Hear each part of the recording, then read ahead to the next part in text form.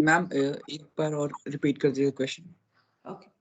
So if you are giving a pixel with category A to the classifier, then which accuracy will show that the classifier will actually classify that pixel into class A? Overall accuracy. Overall accuracy. Okay. I'm repeating the question. If a classifier is given a pixel whose class is suppose A, then which accuracy will show that the classifier will actually classify that pixel into class A? Ma'am, user accuracy. User accuracy. Okay. Just think about it. आपने classifier को एक pixel दिया, उस pixel का actual में class ए था. क्या कौन सी एक्यूरेसी दिखाती है कि क्लासिफायर उस पिक्सल को क्लास ए में ही कैटेगराइज करेगा?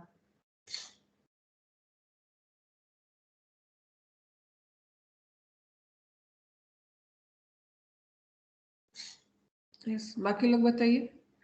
Producer's accuracy. Why? Ma'am, actually classified pixels means all the diagonal pixels. If the actual pixels are given, only we based upon the producer's category, that pictures which which are actually classified and labeled the same thing, depending on the reference ground truth data and classified data. Okay. I am asking another question of a similar type. That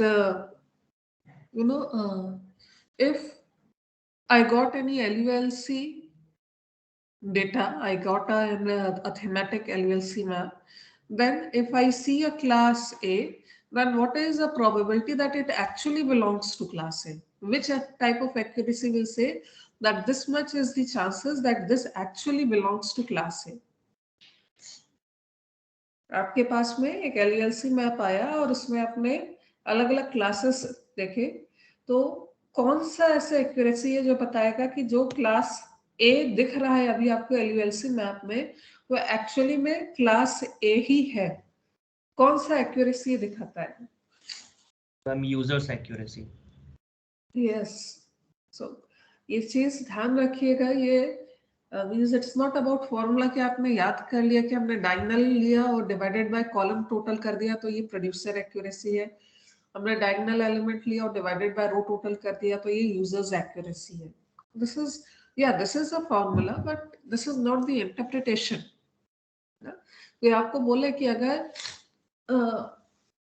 suppose 80% user accuracy निकल रही है class की, या 60% producers accuracy निकल रही है class ए की, इन दोनों में अंतर क्या है बताइए?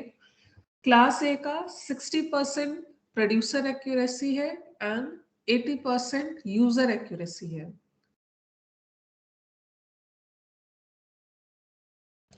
Ma'am, if user accuracy is 80%, then it signifies that there is a 80% probability that a pixel which is classified on the map is actually representing the category on the ground. Okay. And on the other hand, if producer accuracy is 60%, then it signifies that there is a 60% probability actual category on the ground is classified as is classified on the map.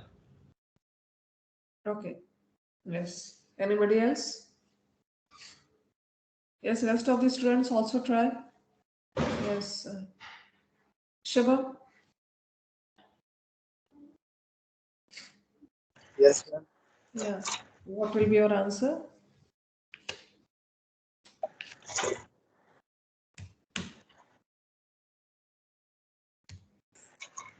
बहुत confusion है इसमें.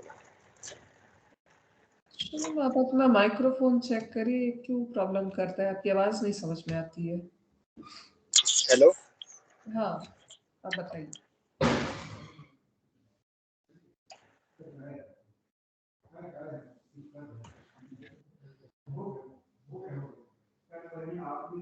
Okay, then next, Sabyasachi.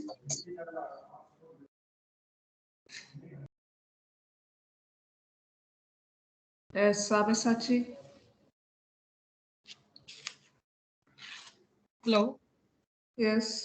नमस्कार ma'am 60% accuracy जो आपने बताए हैं वो total number of जो करेक्ट पिक्सल जो क्लासिफाई किए हैं उसके साथ ग्राउंड का जो नंबर ऑफ पॉइंट जो ग्राउंड ट्रूथ हमने किए हैं उसका रेशियो बताते हैं 60%। ओके। और यूजर एक्यूरेसी जो है जो अभी प्रीवियस जो स्टूडेंट जो बताए थे यूजर एक्यूरेसी ग्राउंड में जो देख के आए हैं ग्राउंड ट्रूथ में वो 80% मतलब करेक्ट है इमेज में, क्लासिफाई इमेज में। Okay. Okay. So Praveen. Yes, ma'am. Same question. Ma'am, not be clear, but ma'am. क्या नहीं क्लियर है? मैम यूजर एक्यूरेसी यही है मैम, क्या नाम जो टोटल हम क्लास ले रहे हैं मैम उसी का मतलब रेशियो करते हैं और जो मतलब फिक्सेट होता है हमारा। क्या आंसर दे रहे हो? क्वेश्चन सुना है क्या पूछा गया है? Yes ma'am. क्या है क्वेश्चन? मैम मतलब अगर यूजर एक्यूरेसी 80% मतलब प्रोड्यूसर एक्यूरेसी 60%। तो क्वेश्चन ये है कि किसी क्लास का सपोज क्लास ए की यूजर एक्यूरेसी 80% है, प्रोड्यूसर एक्यूरेसी 60% है, तो इससे आप क्या इंटरप्रेट करेंगे, इससे आप क्या निष्कर्ष निकालेंगे?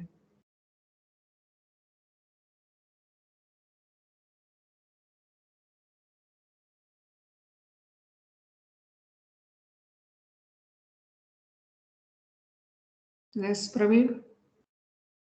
Yes ma'am. इसका क्या मतलब निकालेंगे आप?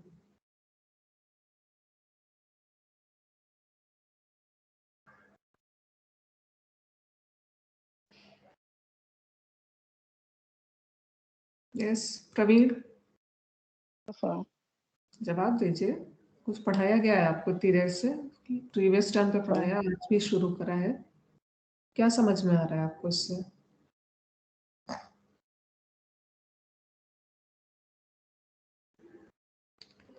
कैमरा ऑन करिए।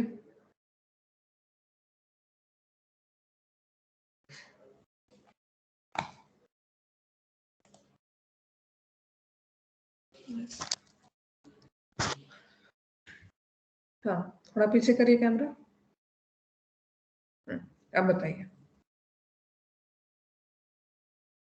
मैम नहीं आ रहा है। क्या नहीं समझ में आ रहा है?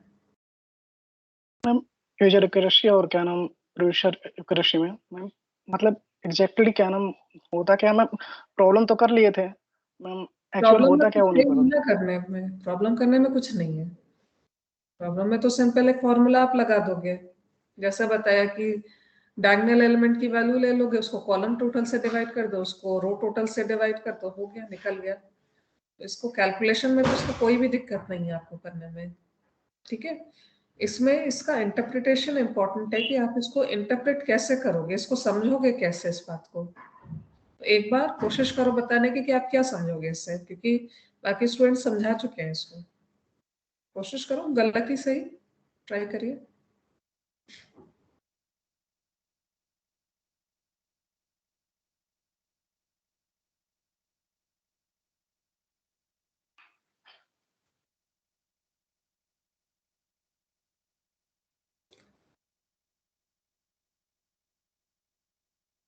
बोलिए, कुछ गलती बोलिए, कोशिश तो करिए बोलने की।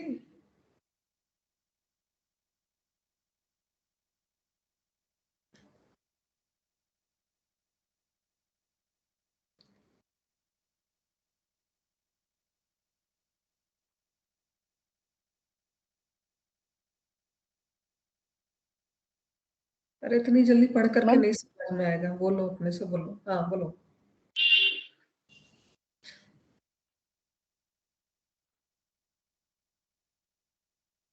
अरे इतना सेल्फी वेल्फी लेते हो, कैमरा नहीं पकड़ना आता है आप लोग को? सेल्फी तो बढ़िया लेते होगे, कैमरे में पूरा चेहरा भी नहीं दिखाते हो। दूर करो कैमरा। हाँ, अब बताओ, बोलो।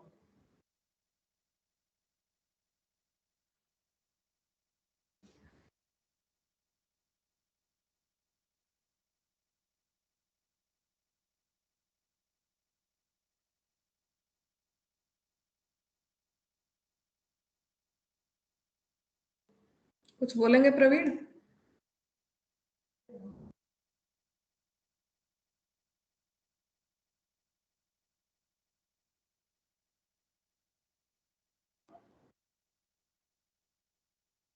कुछ नहीं बोलेंगे?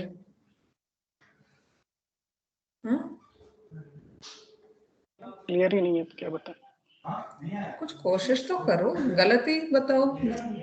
क्लियर इसलिए नहीं हो रहा है क्योंकि जब पढ़ाया तब भी नहीं पढ़ा, रिवीजन भी नहीं किया उसका, और क्लास शुरू हुई तब भी ध्यान से नहीं सुना, इस कारण से क्लियर नहीं हो रहा है। क्लियर नहीं हो रहा था तो पूछना चाहिए ना कि आगे बढ़ करके पूछो कि मुझे नहीं समझ में आ रहा है आप क्या पढ़ा रही हैं। क्योंकि ये तो पिछले हम बैक टू बैक 2 या 3 वीक से लगातार आपका ये आदत देख रहे हैं कि कुछ पूछो तो आप साइलेंट हो जाते हैं। एक अटेम्प्ट भी नहीं करना कि कोई क्लास में पूछ रहा है टीचर आपसे कि हम कोशिश तो करें बोलने की, भले ही गलत बोलें, क्योंकि हमेशा हम कहते हैं कि इस स्टेज में गलत बोलोगे तो कोई दिक्कत नहीं क्योंकि ये सीख रहे हो आप, लेकिन एग्जामिनेशन में सही आना चाहिए।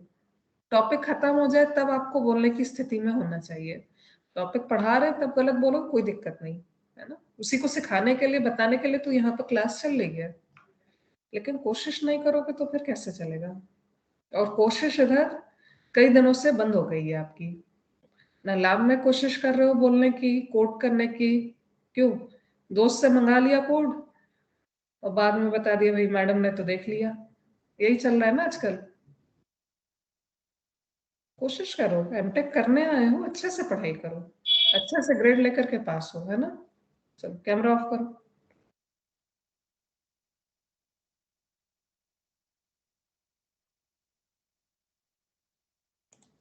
जिनको नहीं समझ में आया, ये उन सभी स्टूडेंट्स के लिए, सब लोग ध्यान से सुनिए। प्रवीण म्यूट कर लीजिए अपने को। यूजर एक्यूरेसी, प्रोड्यूसर एक्यूरेसी, ये 2 टर्म्स आप लोग को कराए गए। एरर मैट्रिक्स के थ्रू इनको कैलकुलेट करने में कोई दिक्कत नहीं है, ठीक। इनको इंटरप्रेट करना इंपॉर्टेंट है कि आप उसको कैसे इंटरप्रेट कर रहे हो इस बात को। इंटरप्रिटेशन के लिए आप क्या करेंगे? इंटरप्रिटेशन के लिए ये चीज ध्यान से सब लोग सुनिए। प्रोड्यूसर एक्यूरेसी कैसे निकल रही है? जो करेक्टली क्लासिफाइड पिक्सल है उनको किससे डिवाइड किया जा रहा है? कॉलम टोटल से किया जा रहा है। चेक करिए। Yes ma'am.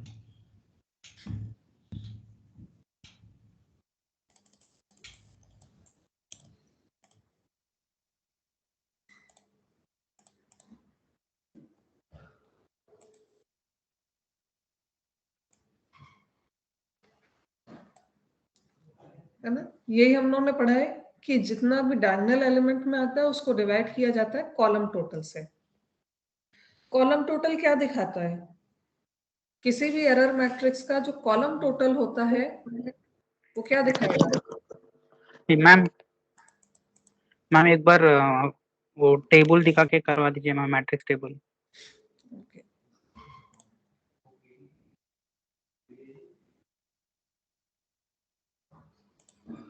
चलिए इससे देख के कर लीजिए।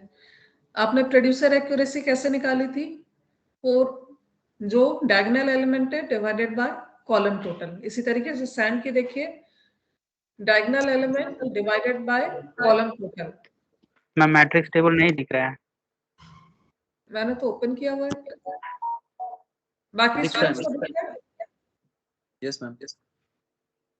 ओके, आप अपना चेक करिए। मुझे नहीं दिख रहा है मैम। आप मीटिंग लीव करके फिर से ज्वाइन कर लीजिए।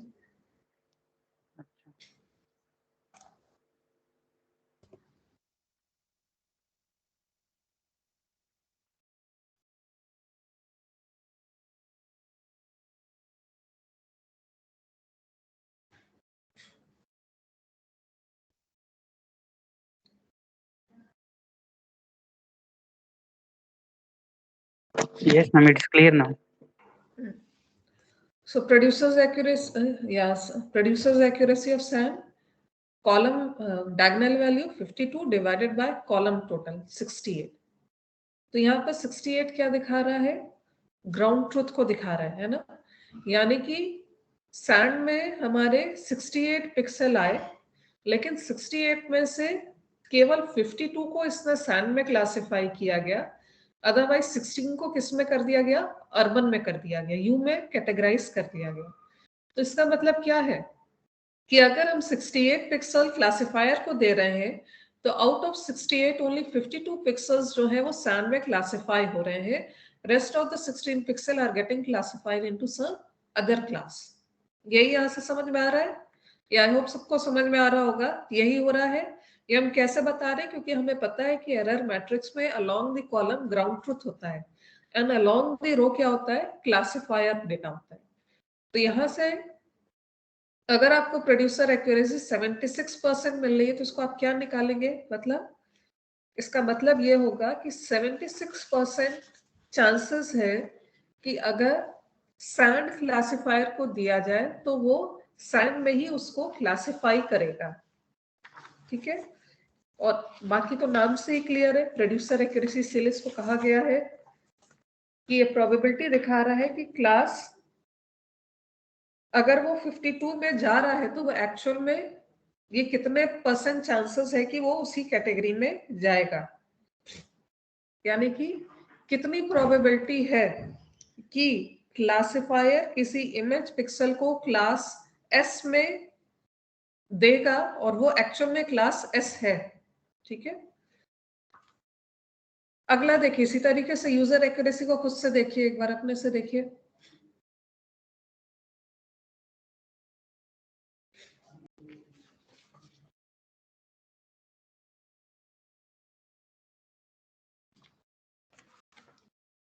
यूजर एक्यूरेसी आप देखिए कैसे हो रहा है? Diagonal divided by row total, 480 divided by 485, 52 divided by 72।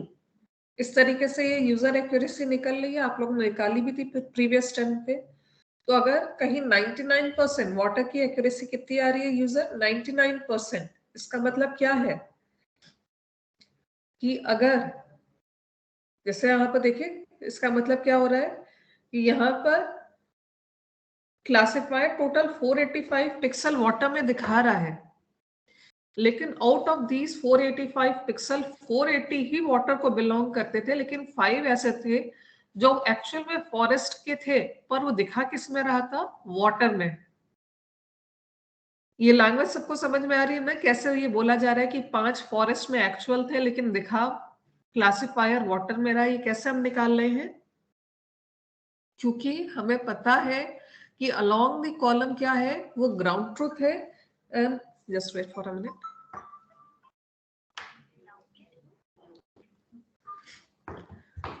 तो यहाँ पर हमें इससे पता है कि यहाँ पर जैसे 5 है तो 5 क्लासिफायर ने तो वाटर में क्लासिफाई किया, लेकिन वो एक्चुअल में फॉरेस्ट में था। तो यहाँ पर हम क्या देख रहे हैं? 485 हमें टोटल वाटर मिल रहा है क्लासिफायर के हिसाब से, लेकिन आउट ऑफ दीज 485 5 ऐसे पिक्सल थे जो फॉरेस्ट के थे। तो यहाँ पर क्या मतलब है कि अगर आपने एलयूएलसी मैप में वाटर को देखा तो 99% चांसेस है कि वो वाटर ही होगा, 1% चांस है कि उसने किसी और कैटेगरी को वाटर में इंक्लूड कर लिया हो। ठीक है, इसी तरीके से सैंड में देखिए, सैंड में 72, ठीक है, क्लासिफायर ने कितने पिक्सल को सैंड में क्लासिफाई किया है? 72। इन 72 में से एक्चुअल में सैंड कितना था? केवल 52 था। 20 अर्बन था जिसको कि सैंड में क्लासिफाई कर दिया गया। तो यहाँ पर 52 डिवाइडेड बाय 72, 72% आ रहा है, यानी कि जब आप एलयूएलसी मैप में सैंड को देखेंगे तो 72% चांसेस हैं कि वो एक्चुअल में सैंड हो। रेस्ट ऑफ दी 28% चांसेस हैं कि वो किसी दूसरी कैटेगरी, कोई दूसरी कैटेगरी है, लेकिन हमें मैप में वो सैंड ही दिख रहा है। अब ये समझ में आ गया सबको?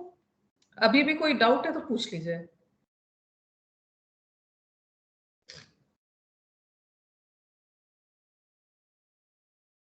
यस प्रवीण, क्लियर हुआ आपको? Yes ma'am. चलो अब फॉरेस्ट के लिए एक्सप्लेन करो यही चीज। एफ के लिए मैम फॉरेस्ट का 88, एक मिनट क्वेश्चन सुनो, फॉरेस्ट की वैल्यू 88% प्रोड्यूसर एक्यूरेसी है, 87% यूजर एक्यूरेसी। तो जैसे हमने पूरा डिटेल में एक्सप्लेन किया वैसे ही आप भी करो।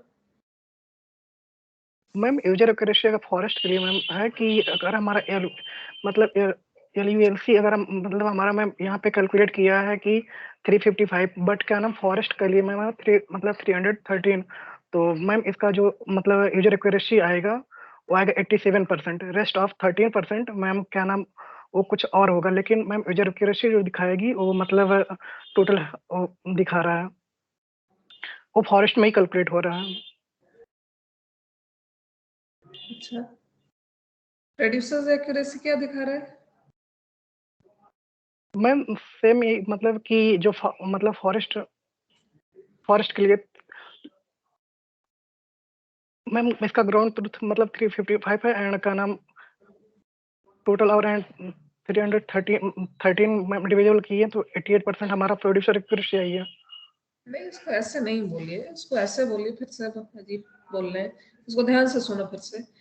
यहाँ पर हम क्या देख रहे हैं, 356 पिक्सल। कैसे? यहाँ देखो 356 पिक्सल फॉरेस्ट के थे जो कि एक्चुअल में फॉरेस्ट में थे, ठीक है। ग्राउंड ट्रुथ के हिसाब से कितने पिक्सल फॉरेस्ट में है? 356।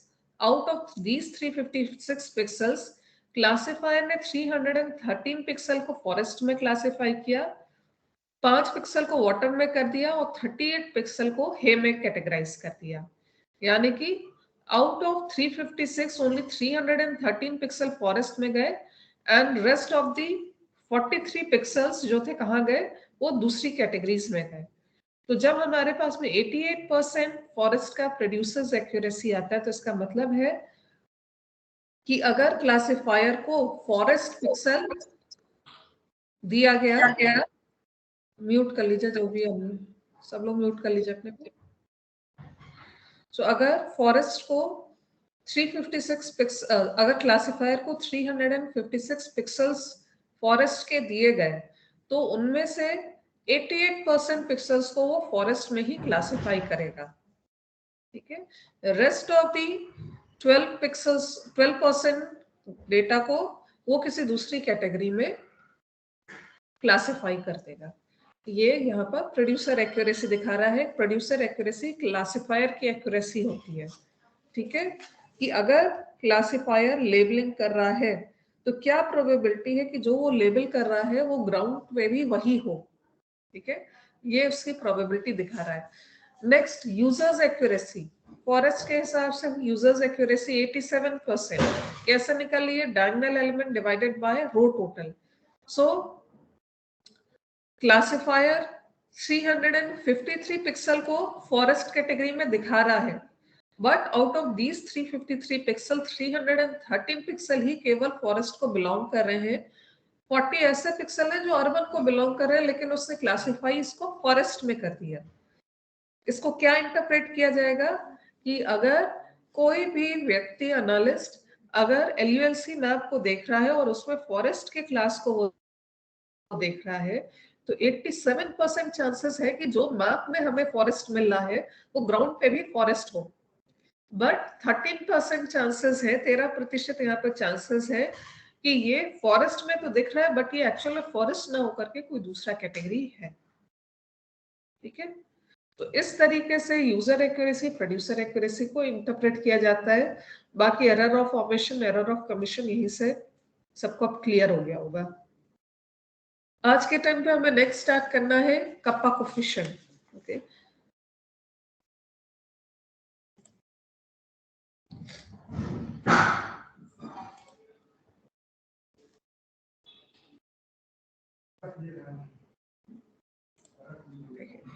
Kappa coefficient, apart from the previous accuracy measurement, which are based on simple ratios, another commonly used statistical measure of classification accuracy and quality is the Kappa coefficient K. It summarizes the information provided by the contingency matrix or confusion matrix or error matrix. Everything is same. So this is a formula through which we can calculate the Kappa coefficient. Write down this formula. All of you note down this formula.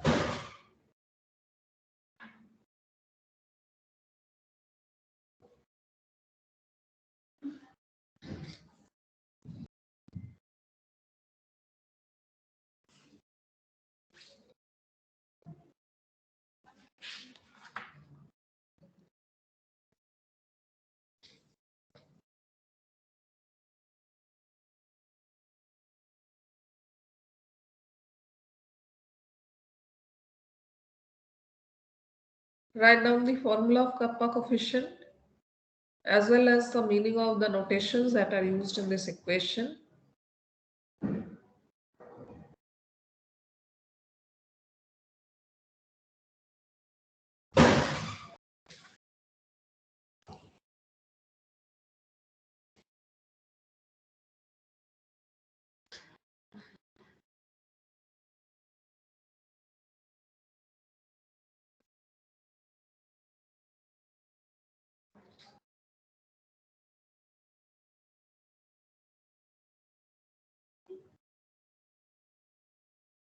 So this is how you will compute the kappa coefficient, which is equal to capital N, and is the number of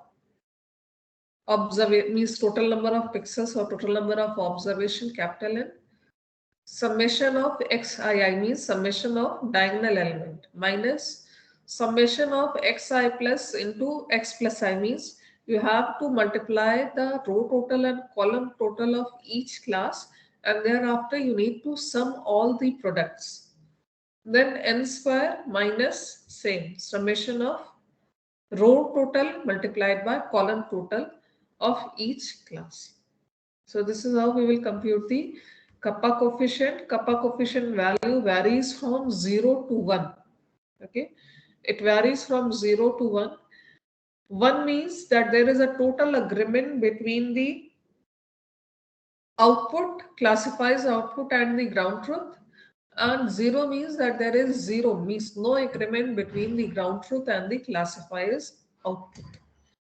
But usually what we take, if the value is 0.75, then we say that there is a good agreement between the users, between the ground truth and the classifier output.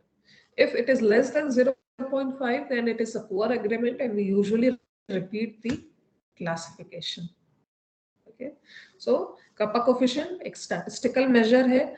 किस लिए? Accuracy को assess करने के लिए. क्या दिखाता है ये? क्लासिफायर आउटपुट और ग्राउंड ट्रुथ के बीच में कितना एग्रीमेंट है. 1 है तो कंप्लीट एग्रीमेंट है, मतलब जो ग्राउंड ट्रुथ है वही आपको क्लासिफायर का आउटपुट मिल रहा है. 1 यूजुअली मिलता नहीं है, उससे कम वैल्यू आती है. हम लोग क्या लेते हैं इन जनरल 0.75 या उससे ऊपर की वैल्यूज को हम मानते हैं कि that there is a good agreement between the classifier output and the ground truth. 0.75 से या उससे ऊपर का कप्पा कोफिशिएंट निकल कर आ रहा है तो हम एक्यूरेसी सही मान लेते हैं और प्रोसीड करते हैं. अगर 0.75 से कम आया, स्पेशली 0.5 से कम आए, तो पुअर मानते हुए कि जो क्लासिफायर का आउटपुट है वो ग्राउंड ट्रुथ से मैच बहुत कम कर रहा है.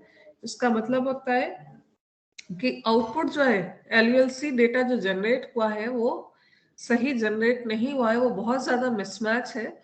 सो यूजुअली हम क्या करते हैं, हम क्लासिफिकेशन को इस केस में रिपीट करते हैं. ठीक है, तो ये कप्पा कोफिशिएंट हो गया. वैल्यू कहां से वेरी करती है? 0 to 1 इसका वेरिएशन होता है. अब आप लोग ये एक क्वेश्चन है, इसको नोट डाउन करिए या इसको नहीं करिए, दूसरा के लिए.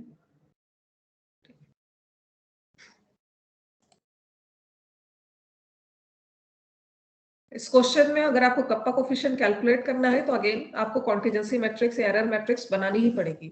तो इस तरीके की एक मैट्रिक्स बनेगी और इसके ऊपर कप्पा कोफिशिएंट का फॉर्मूला ऑलरेडी आप लोग ने नोट डाउन कर लिया है. उसकी हेल्प से इस डेटा सेट के लिए कप्पा कोफिशिएंट कैलकुलेट करिए.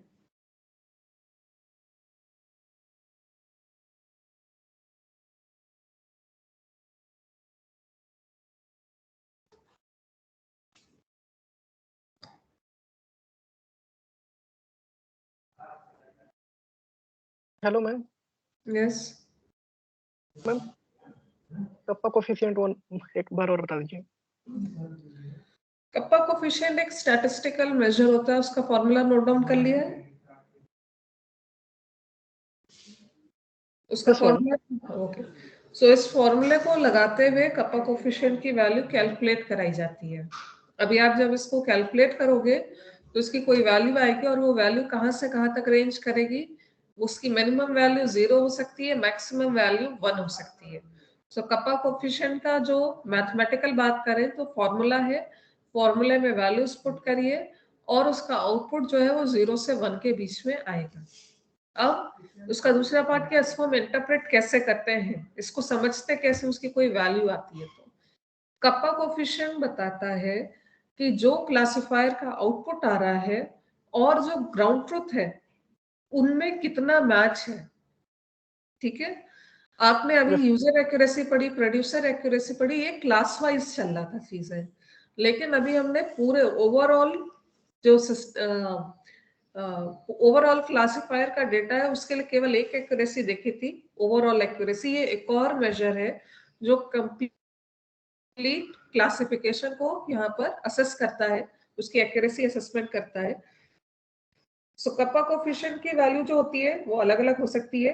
1 हो सकती है, 1 का मतलब है perfect agreement between the classifier output and the reference data, कि जो क्लासिफिकेशन आ रहा है, मतलब अगर 1 होगा, कप्पा कोफिशिएंट 1 होगा तो एरर मैट्रिक्स बताइए कैसी होगी।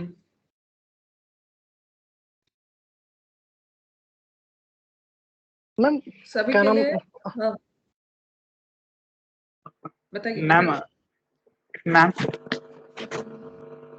Ma'am of diagonal element of diagonal, non diagonal element सारे 0 होंगे। 0 यस, सब लोग अपने को म्यूट कर लीजिए। सो के की वैल्यू, कप्पा कोफिशिएंट की वैल्यू 1 होने का मतलब है कि परफेक्ट एग्रीमेंट है बिटवीन द रेफरेंस डेटा और ग्राउंड ट्रुथ, जो भी कह ले, रेफरेंस डेटा और क्लासिफिकेशन डेटा में। ठीक है, परफेक्ट एग्रीमेंट का मतलब है only diagonal elements will be there और नॉन डायगोनल एलिमेंट्स की वैल्यू 0 हो जाएगी। आइडियल केस ये होता है, बट रियल में ऐसा होता नहीं है। आप जब करोगे क्लासिफिकेशन तो आपका कभी भी ऐसा आउटपुट नहीं आता है। हमारा क्या, हम कोशिश करते हैं या हम क्या एक रूल बनाते हैं कि 0.7 या उससे ऊपर का अगर कोई वैल्यू आती है तो उसको माना जाता है वेरी गुड टू एक्सीलेंट। तो यूजुअली हम लोग इसी रेंज को फॉलो करते हैं। 0.75 या उससे ऊपर की वैल्यू है तो उसको लेते हैं। 0.4 या उससे कम के में हम लोग बोलते हैं कि ये पुअर एग्रीमेंट है, और 0 का मतलब है कोई एग्रीमेंट नहीं है। अगेन सेम थिंग, अगर 0 होगा तो ये जो कंफ्यूजन मैट्रिक्स है, जो एरर मैट्रिक्स है, वो कैसी दिखेगी अगर कप्पा कोफिशिएंट की वैल्यू 0 है।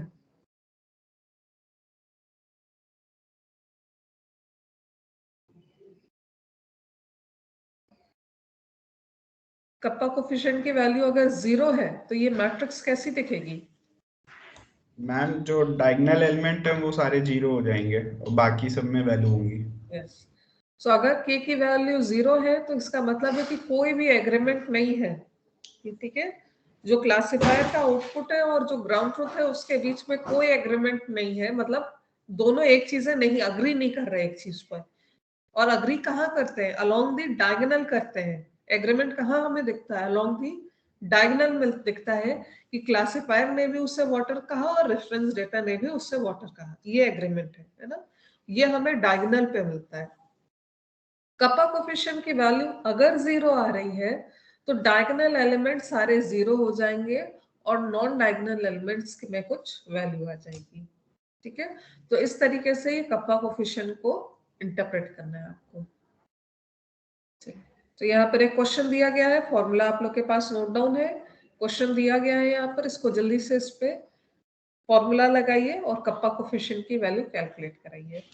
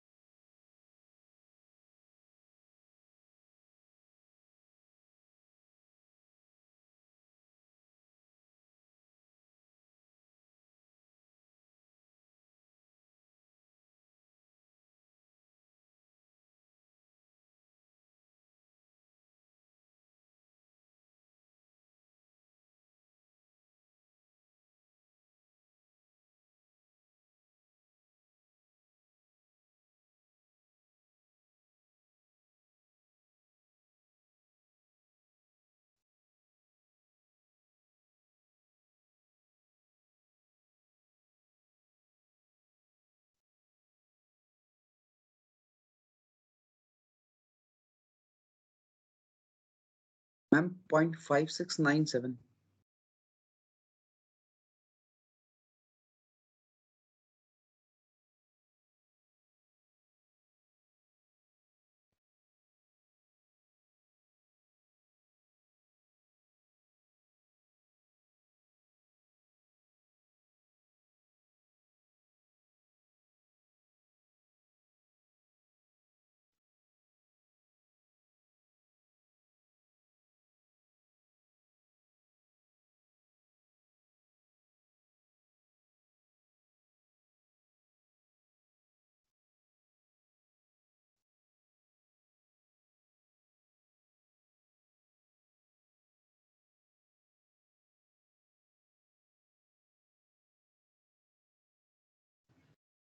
Ma'am, its value 0.5697.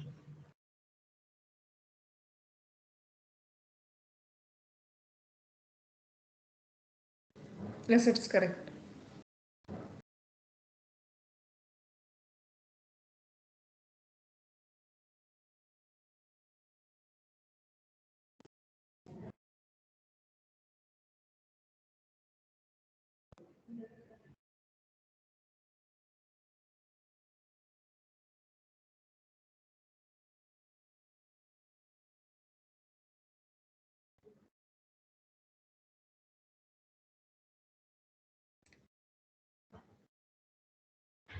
किसी को कप्पा कोफिशिएंट कैलकुलेट करने में कोई प्रॉब्लम आ रही है?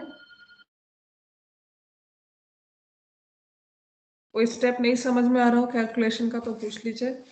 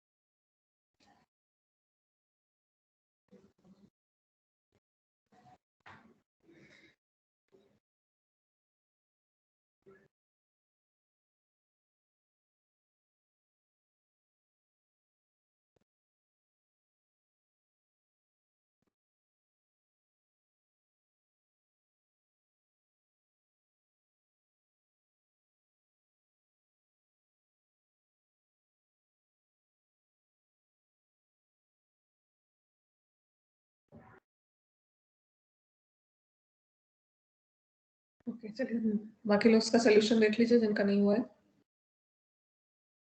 ये इसका सोल्यूशन है। Capital N is 2480 total number of pixels. Then x summation of xii means summation of diagonal element means 226, 216, 360, 397, 190, 219. तो इसका पूरा summation जो कि 1608 आ रहा है। Then summation of xi plus and x plus i. इस नोटेशन को समझ लीजिए कैसे करते हैं। यहाँ पर जो सबस्क्रिप्ट में लिखा जाता है वो कॉलम रो कॉमा कॉलम होता है, ठीक है। तो अगर रो की वैल्यू सेम है आई मींस वो तो वही रहेगी, प्लस का मतलब रो का sum, and X plus I means यहाँ पर रो वाइज हो रहा है लेकिन कॉलम की वैल्यू सेम रह रही है। तो X I plus is row sum, X plus I is column sum. कैसे होगा ये कैलकुलेट? 233 इंटू 239 प्लस 328 इंटू, या तो इसमें पहले रो सम है तो 239 into 233, 309 into 328 plus 599 into 429 plus 521 into 945 plus 353 into 238 plus 359 into 307। तो इस तरीके से इसको पूरा आपने कैलकुलेट कराना है और इसकी वैल्यू कितनी आ रही है 1124382। उसके बाद में सिंपली आपको फॉर्मूले में वैल्यूज पुट कर देनी है जैसे दिया गया था। Total number of observation 2480 multiplied by summation of diagonal element 1608 minus summation of row total into column total जो वैल्यू अभी कंप्यूट करी गई divided by n square 2480 square minus this. So final value इस तरीके से आ रही है। अगर किसी का कप्पा कोफिशिएंट नहीं कैलकुलेट हो पा रहा है तो पूछ लीजिए, अदरवाइज इस फॉर्मूले में जैसे बताया गया उस तरीके से इसको कैलकुलेट कराइए।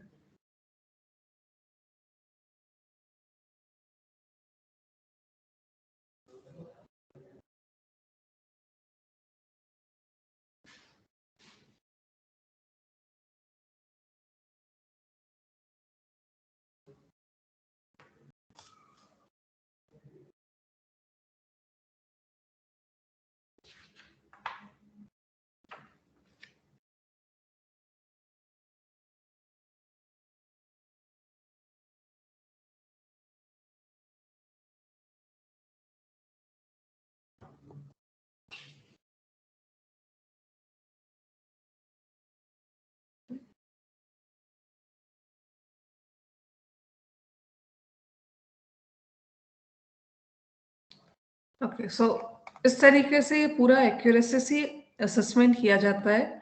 एक्यूरेसी असेसमेंट करते टाइम सेम चीज, जो कंफ्यूजन मैट्रिक्स बनना है, जो एरर मैट्रिक्स बनना है, वो सबसे इंपॉर्टेंट टास्क होता है।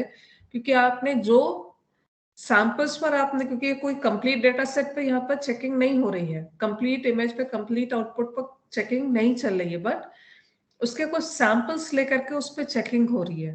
तो दैट्स वाई कभी भी आप एरर मैट्रिक्स बनाए, क्योंकि एक बहुत बनानी पड़ती है, हमेशा ये इंश्योर करें कि सैंपल्स रैंडमली लिए गए हों। जो आप लोग ने पहले भी सैम्पलिंग के बारे में पढ़ा, सुपरवाइज क्लासिफिकेशन में भी पढ़ा, वही चीज यहाँ पे भी। सैम्पलिंग लेते टाइम ध्यान रखें, स्पेशल ऑटो कोरिलेशन की प्रॉपर्टी यहाँ पर रहती है, इस कारण से वेल डिस्ट्रीब्यूटेड ले, हर एक क्लास में ले, वेरिएशन ले। तो ये सैम्पलिंग अगर सही से करी जाएगी तभी जो एक्यूरेसी असेसमेंट है वो ट्रू पिक्चर दिखाएगा। अदरवाइज इसमें मैनिपुलेशन भी किया जा सकता है कि हमने सैंपल वही मार्क किया जहां पर हमारा आउटपुट सही आ रहा है। ठीक है, सो मैनिपुलेशन हो सकता है, इस कारण से सैंपल्स को हमेशा ध्यान से लीजिए, हमेशा रैंडमली पॉइंट जनरेट कराएं, हर एक क्लास में प्रॉपर नंबर ऑफ पिक्सल्स रखें और फिर इस तरीके की एक्यूरेसी असेसमेंट को परफॉर्म करें। ठीक है, सो यहाँ पर हम लोग का जो टॉपिक है एक्यूरेसी असेसमेंट का वो कंप्लीट होता है। Next topic is change detection, जो इस टर्म पर नहीं स्टार्ट करेंगे, ये आफ्टर मिड सम ब्रेक, क्योंकि लंबा गैप होगा। उसके बाद हम लोग चेंज डिटेक्शन के टॉपिक को स्टार्ट करेंगे। आज के लिए एक्यूरेसी असेसमेंट पर यहाँ पर स्टॉप कर रहे हैं। ट्यूटोरियल सेशन में हम लोग अपने एससीपी टूल को क्लासिफिकेशन कैसे करना है उसके बारे में और चीजें हम लोग सीखेंगे। ठीक है, सो QGIS हम लोग स्टार्ट करें उससे पहले 10 मिनट्स ब्रेक, और उसके बाद में हम लोग सुपरवाइज क्लासिफिकेशन QGIS पे कैसे परफॉर्म करना है, प्रीवियस टर्म पे भी कुछ चीजें देखी थी, आज के भी टर्म पे वहीं से हम लोग कंटिन्यू करेंगे। ठीक है, so 10 minutes break.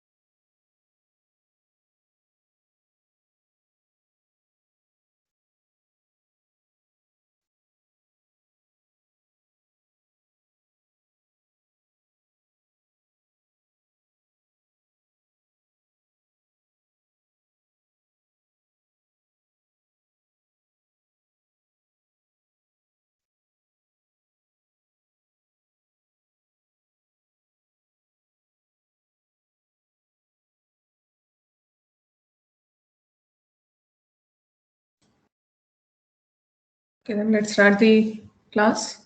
Am I audible? Yes, ma'am. Yes, ma'am. Okay. Previous term का सबने कर लिया है classification? Yes, ma'am. Yes, ma'am.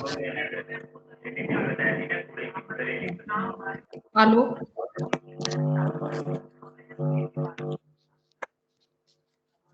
Meghawat आप अपने को म्यूट कर लीजिए. Yeah, okay, ma'am. Yes, ma'am. Yes ma'am. Okay, आपका हो गया है? Yes ma'am. मेघावत आपका हो गया है? Yes, ma'am. क्या है? ओके. प्रवीण, यस मैम, हो गया. साबिसाची,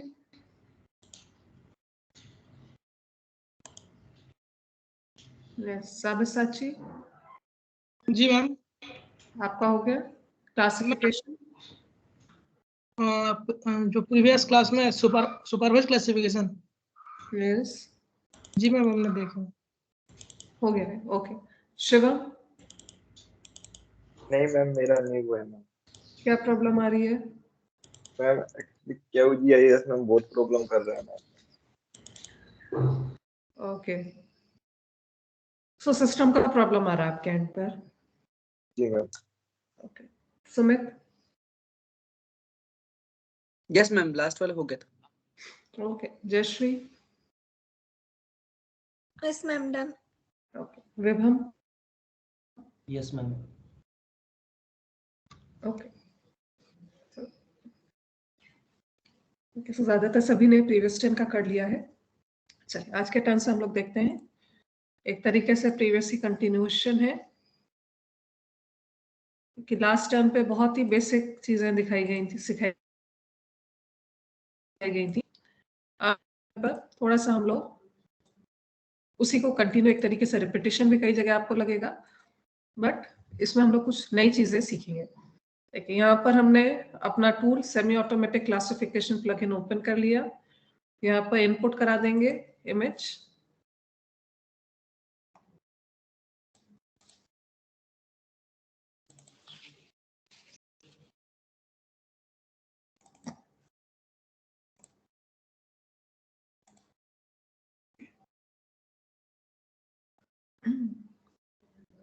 तो इस तरीके से SCP टूल को यूज करते हुए, जैसे प्रीवियस टाइम आपने किया था, उसी तरीके से आप यहाँ पे देख रहे हैं.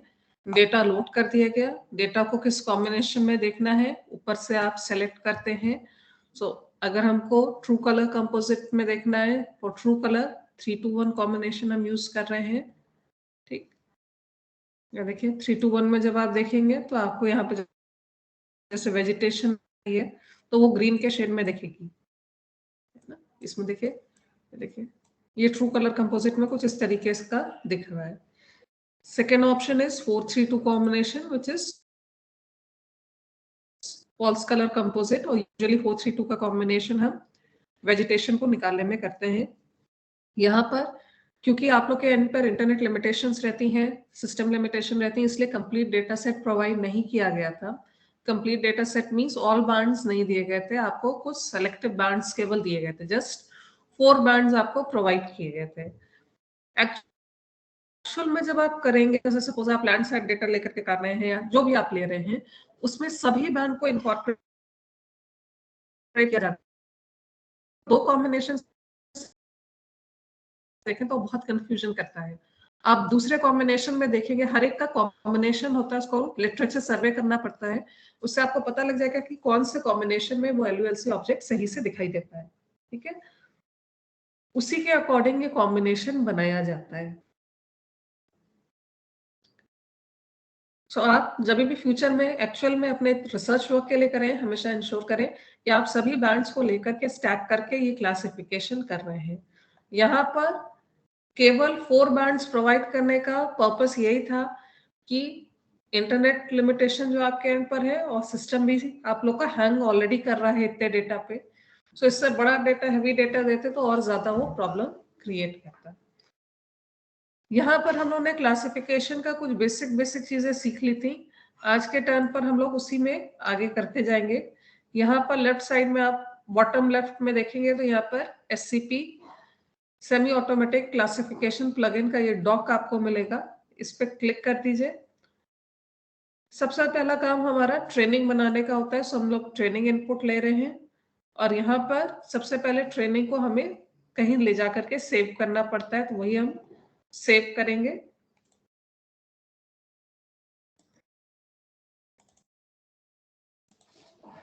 सो ट्रेनिंग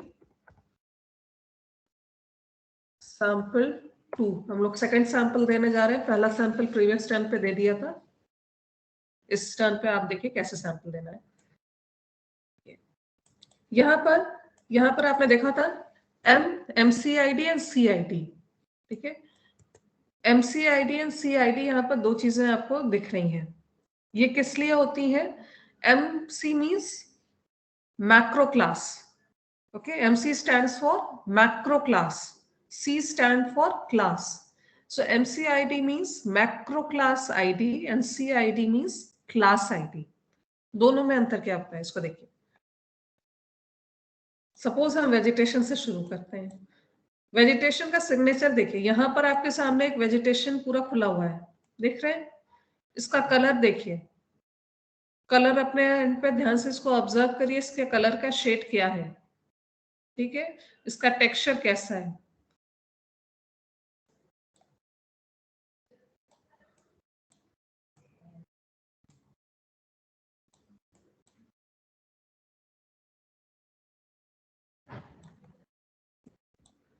इस शेप को देखिए,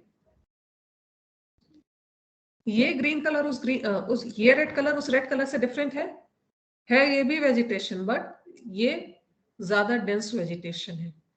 यहाँ पर ग्रीन कलर रेड कलर का वेरिएशन देखिए कि किस तरीके से प्रीवियस उसमें लाइटर टोन ऑफ रेड था, यहाँ पर डार्कर टोन ऑफ रेड है। अगर हम वेजिटेशन की दो कैटेगरीज देना चाहें, ठीक है, वेजिटेशन हम दे रहे हैं लेकिन वेजिटेशन की हम दो कैटेगरीज देना चाहते हैं, एक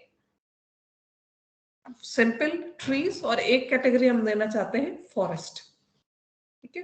तो इस तरीके से आप कैसे करेंगे इसको देखिए। यहाँ पर सबसे पहले सैंपल देने के लिए इसको अच्छे से जूम करिए जिससे कि कोई यहाँ पर आउटलेयर ना रहे, और जिस तरीके से ROI पॉलीगन क्रिएट करके like this way ROI polygon left button click करते जाएंगे और जहां हमें खत्म करना है वहां right click, okay. So first ROI polygon ये हमारा बन गया। हमारा फर्स्ट MC1 फर्स्ट क्लास है ये, और C इज ऑल्सो 1। तो macro class is vegetation. Macro means जो ज्यादा जेनेरिक होता है, मैक्रो मीन्स मैक्रो सभी को पता है। तो macro is vegetation, class is suppose हमने इसको बोल दिया ट्रीज, हमने सपोज बोल दिया ये एग्रीकल्चर है बेसिकली, ठीक। ये करने के बाद हम इसको सेव कर देंगे इस बॉक्स को यूज करते हुए।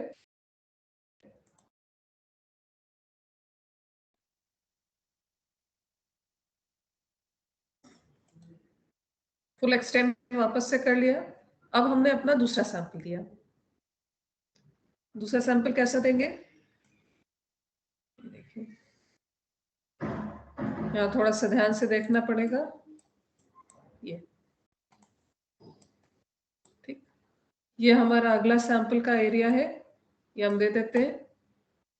अगेन पॉलीगन बना लेते हैं।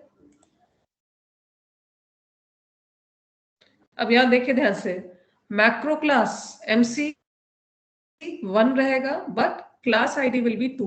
मैक्रो क्लास अभी भी वेजिटेशन है लेकिन क्लास यहाँ पर आ गई हमारी, सपोज फॉरेस्ट हमने कर दिया, ठीक। हमने सेलेक्ट कर दिया। यहाँ पर जो क्लास है मैक्रो क्लास देखिए, म्यूट करिए, कौन है?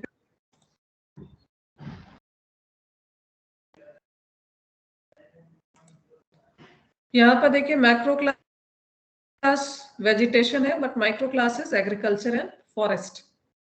अब क्लासिफिकेशन आप करेंगे, किसी को कोई क्वेश्चन पूछना है तो पूछ लीजिए।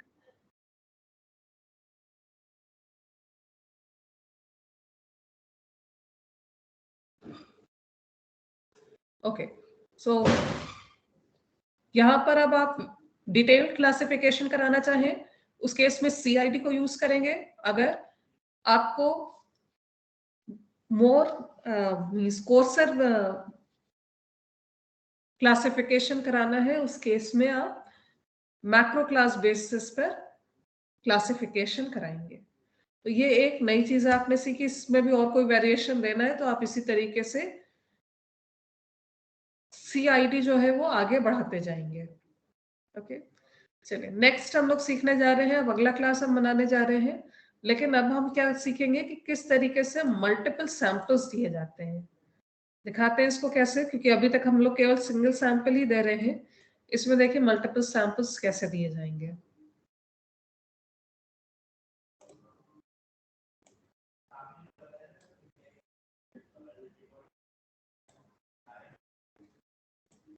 ये देखिए, ये एक सैंपल हमने रिवर गंगा का लिया। इस केस में MCID will be 2, CID will be 1। Class का नेम हम लिख दे रहे हैं वाटर, ठीक है। CID सपोज हमने 1 लिख दिया। इसको हमने पहला सैंपल दिया यहाँ पर हमने, ठीक, और इसको ले जाकर के सेव कर दिया। ये पहला हमने वाटर का सैंपल दिया है और ये सैंपल रिवर गंगा में हमने दे दिया। अगला सैंपल हम जो देना चाहते हैं वो रिवर यमुना से देना चाहते हैं एक सैंपल। तो हमने उस एरिया को जूम किया। अब देखिए यहाँ पर MCID आप सेम कर दीजिए, CID को CNAME 2 कर दीजिए, ठीक। यहाँ पर हमने CNAME 2 कर दिया और यहाँ पर अपना अब हम अगला सैंपल दे रहे हैं, ठीक। इसको सेव करा दिया। उसके बाद में हम एक थर्ड सैंपल देंगे आफ्टर संगम रीजन, ठीक है। देखिए यहाँ एक सैंपल हमने थोड़ा सा शैलो वाटर का भी एक दे देते हैं,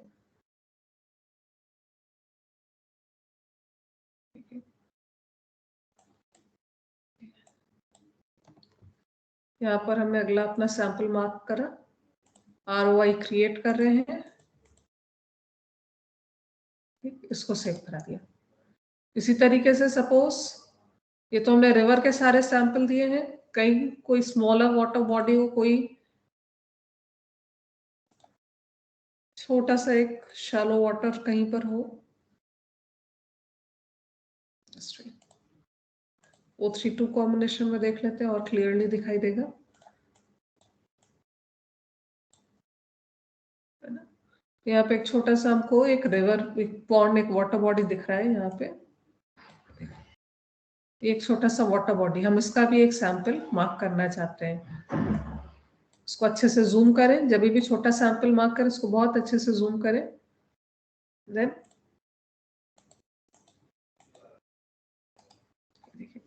ये हमने अगला यहाँ पर सैंपल दे दिया, ठीक। यहाँ अब हमने 4 सैंपल्स अलग अलग कॉम्बिनेशन के, river Ganga, river Yamuna, post Sangam region, then pond, इन सबको दे दिया। अब यहाँ पर हम क्या करना चाहते हैं, हम सबके सिग्नेचर्स को एक साथ सिर्फ वाटर में ही देना चाहते हैं। हम इसको चाहे तो मर्ज कर दें, ठीक है, चाहे तो आप इसको मर्ज करा दें, या चाहे तो जब आप इसका क्लासिफिकेशन करें तो वहां पर MCID से ही इसको क्लासिफाई करा दें। तो दोनों ऑप्शन अवेलेबल है, आप चाहे इसको राइट क्लिक करके मर्ज आइटम्स करा सकते हैं, ठीक है। सपोज हमने मर्ज आइटम करा दिया, यस,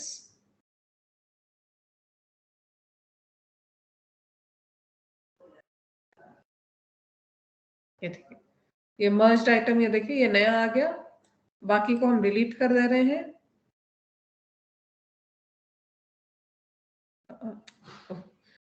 क्लास को नहीं डिलीट करना था,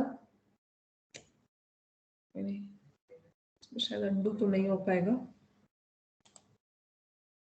ओके, अंडू का ऑप्शन नहीं है तो फिर से सैंपल देना पड़ेगा।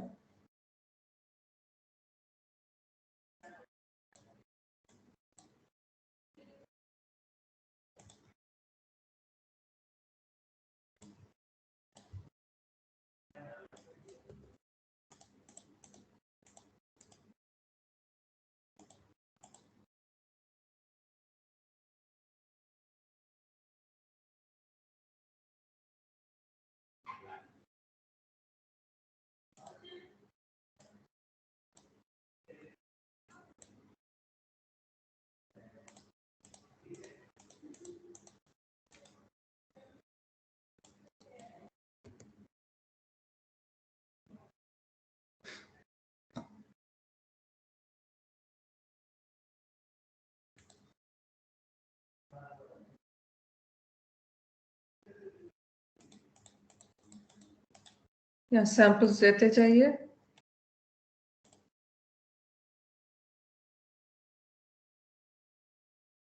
सैंपल देते टाइम जो हम लोग ने रूल पढ़ा था, सारा कॉम्बिनेशन यहाँ पर हमें देना है, कोई छोटे छोटे भी। अब इस तरीके का अगर कोई वाटर का रीजन है उसको भी हमने ले लिया।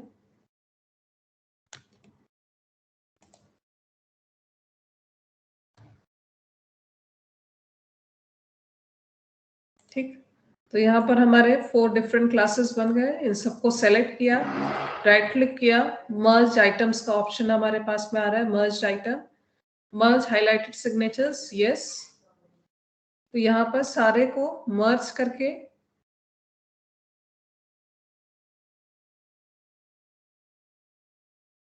ये एक नया मर्ज क्लास बना देगा। ठीक है, अब उसके बाद आप चाहें तो बाकी के सबको हम यहाँ पर डिलीट कर देंगे।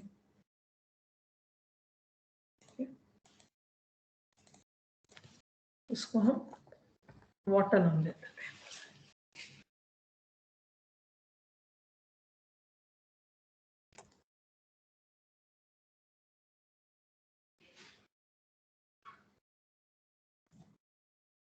सो वेजिटेशन को हमने दे दिया येलो कलर, वाटर को दे दिया हमने ब्लू कलर।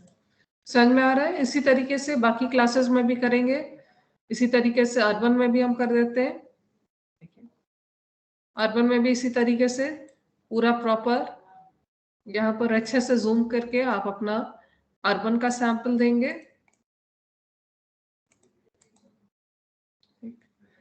MCID अब मैक्रो क्लास ID 3 हो जाएगी, class ID 1, macro class built up,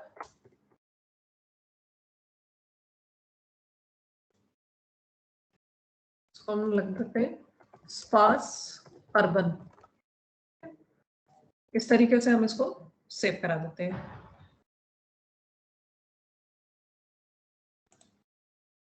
और भी इसी तरीके से सैंपल्स आप लेते जाइए, अलग अलग सैंपल्स अपने।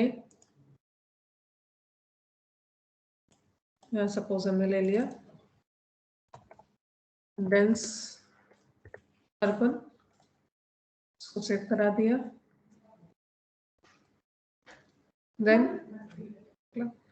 then next is open land। देखिए ये इस तरीके का एक बैरन लैंड है, ये हमने अपनी अगली क्लास ले ली।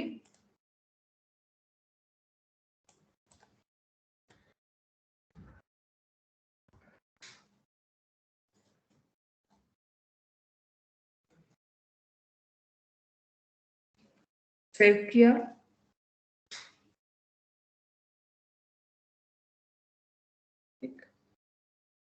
इसी तरीके से बैरन का और सैंपल ले लेंगे। देखिए ये एक और सैंपल ले रहे हैं। ठीक, यहाँ पर ये क्या है, ये सैंड है, इसको सेव करा दिया। ये पूरा डिटेल में देखिए क्लासिफिकेशन चल रहा है, एक लंबा प्रोसेस इसका।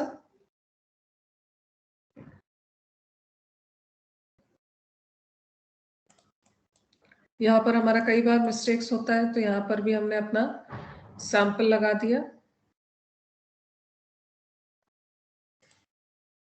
ठीक, ये हमारा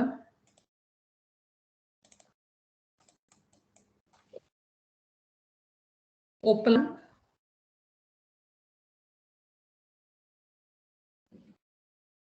इसका एक सैंपल हमने ये दे दिया।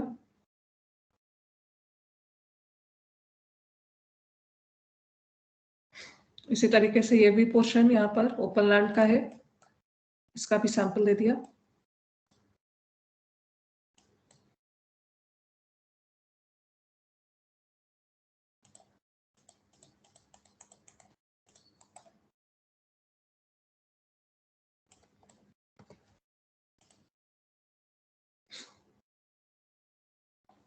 ठीक, यहाँ पर इतना करने के बाद में नेक्स्ट थिंग इज, यहाँ तक में किसी को कोई डाउट है? ये वही पुराना प्रोसेस सारा चल रहा है। नेक्स्ट थिंग एक हिस्टोग्राम देखा जाता है। हिस्टोग्राम कैसे चेक किया जाता है, इसको सेलेक्ट कर लीजिए। हिस्टोग्राम में इसका प्लॉट चेक किया जाता है, सिग्नेचर्स का स्पेक्ट्रल प्लॉट। ये देखिए, ये इसका स्ट्रक्चर प्लॉट हमको यहाँ पर दिखाई दे रहा है। ठीक है, तो यहाँ पर क्या होना चाहिए, आइडियल केस में ये जो इंटरसेक्शन है ना, ये अवॉइड होने चाहिए, क्योंकि जहां पर ये इंटरसेक्शन हो रहा है, ये मींस क्लास सेपरेबिलिटी कम है, वहां पे इनके बीच का गैप यहाँ पर आना चाहिए।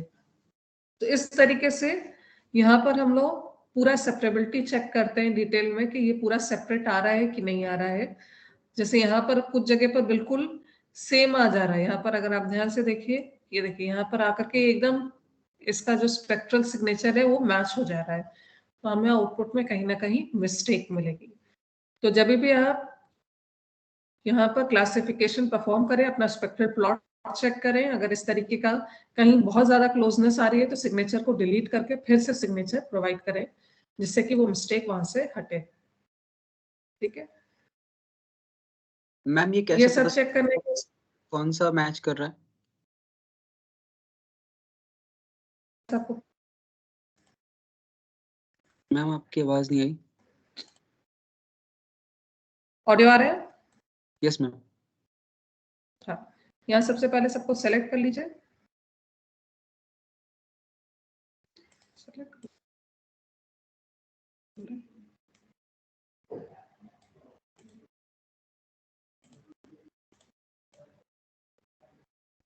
ऐसे हमने सेलेक्ट कर लिया और यहाँ पर देखिए प्लॉट है ना। प्लॉट में आने के बाद में आप इसको चेक कर लीजिए, यहाँ पर कौन सा क्या है इसका, ये पूरा ये दिया हुआ है ना। ये यहाँ पर ये पूरा डिटेल इसका लेजेंड जो है ग्राफ का यहाँ पर दिया हुआ है। इसको चेक करने का, क्योंकि ज्यादा कॉम्प्लिकेटेड हो रहा है, इस कारण से बेहतर है कि हम पूरा लेने की बजाय हम केवल मैक्रो क्लासेस की ही सिलेक्शन करें।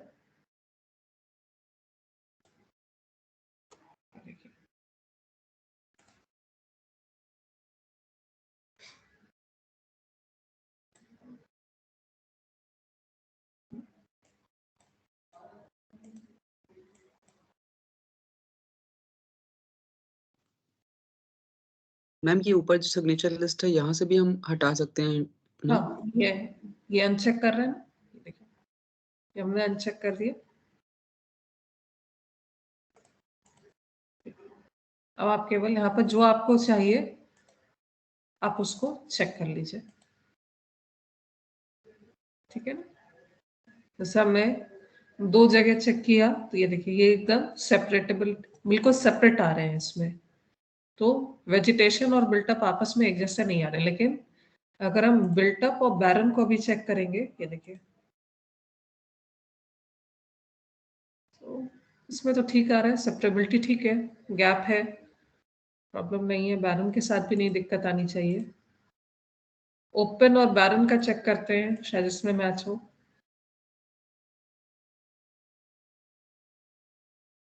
नहीं, इसमें भी बहुत ज्यादा मैच नहीं दिखा रहा है। इसी तरीके से सब पर ये हम लोग चेक करते हैं। ठीक है, यहाँ से एक बार पूरा प्रोसेस हो जाता है। Next thing is ma'am plotting कैसा आया है एक बार फिर से दिखा दीजिए। प्लॉटिंग, वो जो ग्राफ आया है ना मैम, हाँ वो ग्राफ कैसा कैसा आया, मतलब कल आया था, कल आया नहीं है ना मैम लास्ट ट्यूटोरियल में। इसको यहाँ पर हम सेलेक्ट नहीं कर रहे थे लास्ट टाइम पर, ठीक है ना। कहाँ पे मैम एक बार? ये लेफ्ट साइड में ये देखिए, ये लिस्ट को पूरा आपको सेलेक्ट करना पड़ेगा। अच्छा अच्छा जब आप सेलेक्ट कर देंगे और फिर आप इसको प्लॉट को चेक करेंगे तब ये आ जाएगा, ओके ओके ठीक है ना। ये पूरा आ जा रहा है, और अगर ओके आपने सेलेक्ट नहीं किया तो वो आ नहीं रहा था, इसलिए। हाँ हाँ okay okay okay.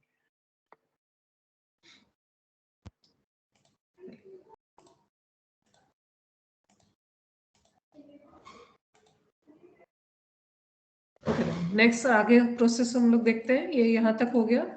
Next thing is यहाँ पर हम लोग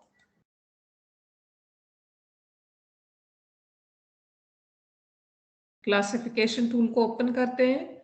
क्लासिफिकेशन में यहाँ देखिए ऑप्शन आ रहा है MCID CID, macro class ID और क्लास आईडी, किस बेसिस पर आप क्लासिफिकेशन कराना चाहते हैं ये आपके ऊपर है, आप जिसको लेना चाहें, ठीक है। हम अगर मैक्रो क्लास से कराना चाहते हैं तो हमारे पास में केवल 5 क्लासेस आएंगी, vegetation, built up, barren, open, plant and water.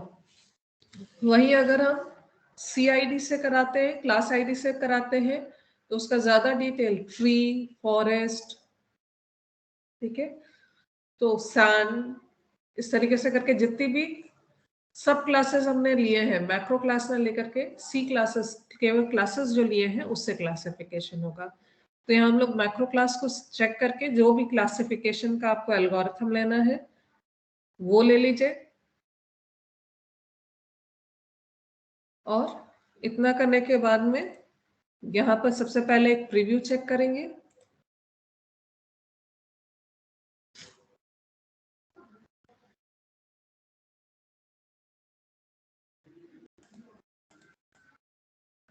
इसका कलर सही से सेट नहीं है, वेजिटेशन येलो, बिल्टअप को रेड कर दीजिए, barren pink, open land as brown.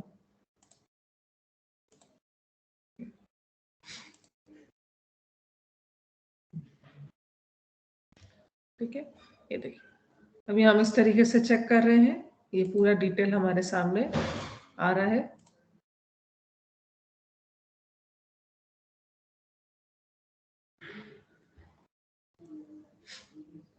ठीक, तो यहाँ से आप पहले बिल्टअप अपना चेक कर लेंगे, सॉरी प्रीव्यू चेक कर लेंगे अपना पूरा।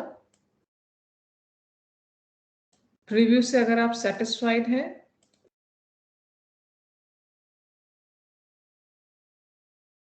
ठीक है, इस तरीके से करने के बाद में हम उसको रन करा देंगे।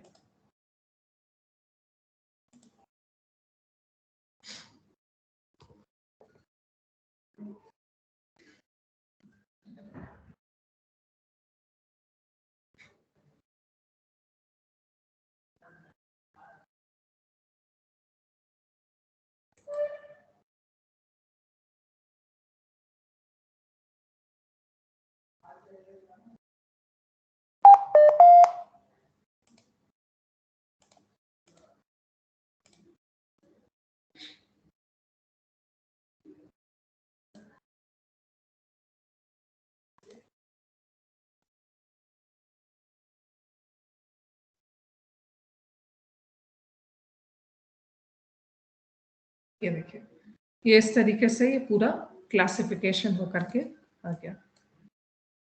देखिए अब की बार का क्लासिफिकेशन पिछली वाली क्लासिफिकेशन से थोड़ा सा बेहतर आया है, अभी भी कई मिस्टेक्स हैं इसमें, जैसे यहाँ पर वाटर आना चाहिए था और यहाँ पूरा का पूरा इसने वाटर ना लेकर के, ये थोड़ा सा पतला वाटर आना चाहिए था, तो ये बिल्टअप कैटेगरी में चला जा रहा है वाटर, तो ये यहाँ पर हमको एक सैंपल और देना की जरूरत है। तो कई बार रिवर्स ऑर्डर भी किया जाता है कि जैसे कर दिया हमने, उसके बाद देखा कि कहाँ पर इस सैंपल हमें लेने की जरूरत है जहाँ पर ये रिकॉग्नाइज नहीं कर रहा है सही से। तो ये हम देख रहे हैं कि यहाँ हमारा वाटर जो है वो बिल्टअप में चला जा रहा है, तो यहाँ पे भी कुछ सैंपल्स देने की जरूरत है जिसकी वो वापस से वाटर में क्लासिफाई करें। इस तरीके से यहाँ पर जैसे भी करना है, अभी हम दे करके किया, इस तरीके से अगर आपको CID और डिटेल में क्लासिफिकेशन कराना है तो CID सेलेक्ट करके करा लीजिए। ठीक है, तो यही चीज अब आप लोग अपने एंड पे करिए। किसी स्टेप पे कोई प्रॉब्लम हो तो आप पूछ लीजिएगा।